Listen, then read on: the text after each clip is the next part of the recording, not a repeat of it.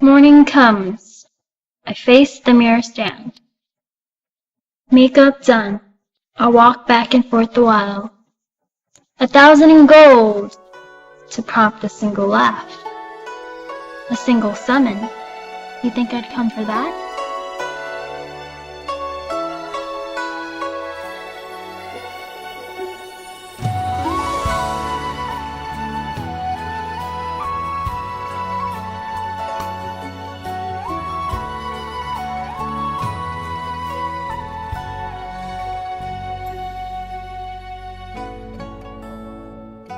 The women of China, though of many families, social status, age, and dynasty, all shared a common outlet.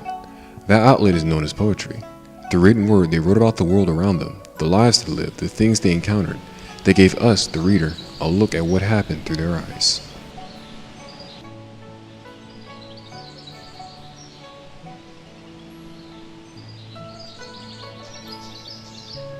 Though many women did participate in writing, not all women were able to do so. The writers of these poems in classical China were typically members of the royal court, of some way, form, or fashion related to the palace, or members of prominent and distinguished families. Or in short, someone around them had money.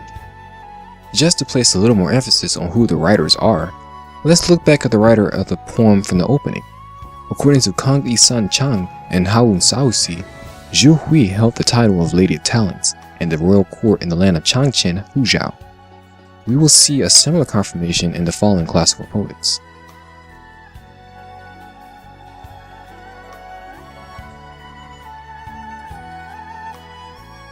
You will probably agree when I say there is always structured forms of poetry. Whether I talk about something dealing with syllables like a Japanese haiku, or a sentence structure like an epic, they all involve some set form of structure. The same is true about Chinese poetry. There are many forms of Shi, or Chinese poetry. Shi Jing is a book of songs. Chu Shi is the songs of the south. Fu, extended form which is similar to that of prose. Gu Shi, which is old style poetry which is based more on the uses of traditional form. Yue Fu, which is the ballad style poetry which is propagated by the Han Dynasty Music Bureau. Si, which is more of a rhythmic form with lyrics, which is meant to go along with music. All these forms, as well as some others, were used by these women. And now, we will take a look at how some of these styles were used to talk about the lives that they lived.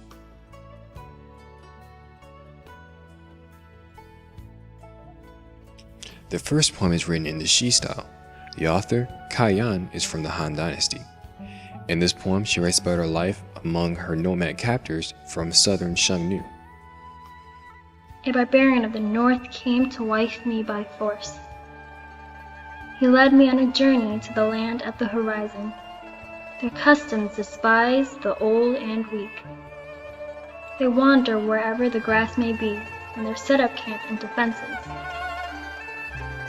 According to Professor Tu Wei Ming, women were defined in terms of the family they married into and had practically no standing in the world of public affairs. He also states a Chinese woman's life is best thought of as a progression from relatively devalued child to almost helplessness as a new bride subject to her parents-in-law. In just this excerpt from the poem, we see this in action. Cai Yan is forced to marry a barbarian after being kidnapped from her home. She is even taken from her home country. Though this may seem a bit abnormal and extreme, it does mirror what does happen to the average woman. The woman of classical China was to marry their assigned husband and leave behind the family they once knew, to join their husband's family, and live a life practically that of a servant.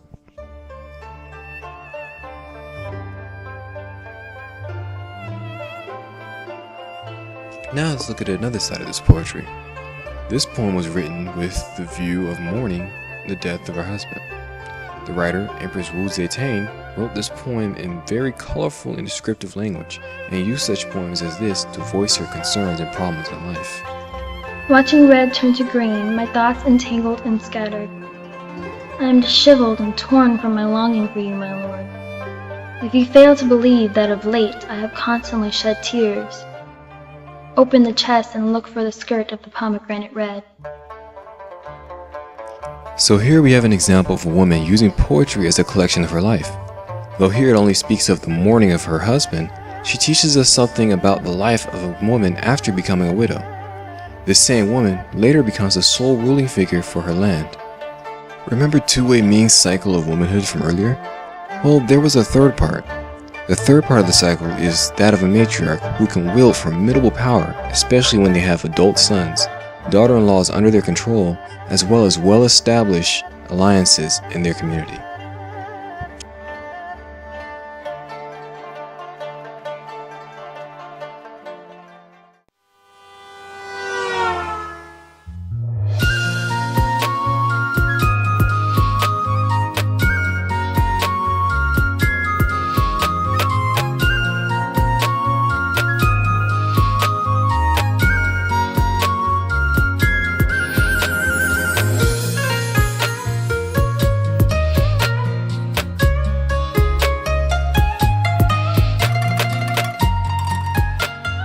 So now that we have taken a good look at the past, why should this matter to us now? Is there any relevance to the current times for Chinese women? Well, to put it simply, the answer is a strong yes. Let's let our next poem show us why. The little girl is 7 years old, born and raised in a thatched hut. Her daddy died a year ago. Her mother cannot bring her up. Girls sell for several strings of cash, enough for more supplies and gruel. You get some money in your hands, lose someone who is part of you. Even centuries out of the classical period, using similar poetic forms, women still tell about being treated like second-class citizens. Children are still undervalued, and what I've seen is nothing more than home laborers. Do you see the continuation of the cycle? This is why studies such as this are important. If you don't know your past, you are doomed to continue to make the same mistakes in the future. So let's break the cycle and move on to a better future.